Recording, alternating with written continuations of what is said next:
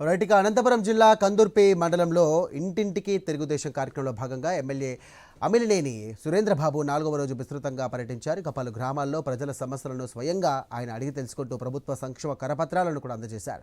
ఇక వడ్డేపాళ్యంలో SRSC trust ఆధ్వర్యంలో విద్యార్థులకు కూడా సైకిళ్లను పంపిణీ చేయడంతో పాటుగా పాఠశాలల అభివృద్ధికి పలు హామీలు ఇస్తూ సేవా కార్యక్రమాలను కొనసాగించారు.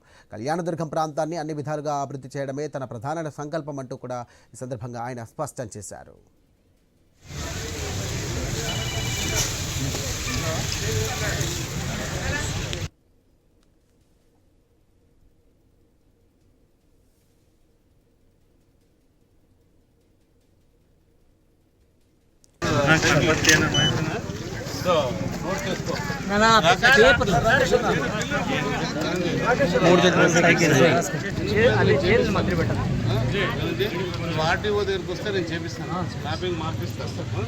ఇప్పుడు మన నారా లోకేష్ బాబు గారు విద్యాశాఖ మంత్రి గారు నిజంగా కార్పొరేట్ స్కూల్ అందరూ కూడా వాళ్ళు గ్రాఫ్ తగ్గించారు.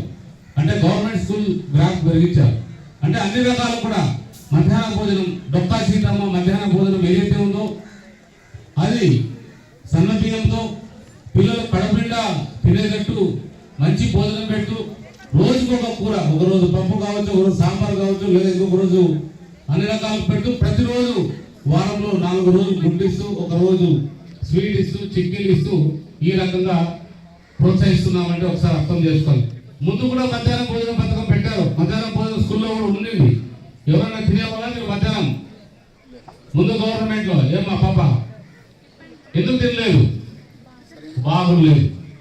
అలాంటి భోజనాలు పెడితే వాళ్ళ పిల్లలు కడుపునొప్పి రావడము, వాళ్ళ తల్లిదండ్రులకు పోయి మాకు ఆకలి అవుతుంది చేయాలంటే తల్లిదండ్రులు సకాలంలో లేదా టైంకి ఇంట్లో లేకపోవడము, పిల్లలు ఒట్టి కడుపుతోనే ఉండి కాలం గడిపే పరిస్థితులు కూడా చాలా చూసాం. ఇప్పుడు మన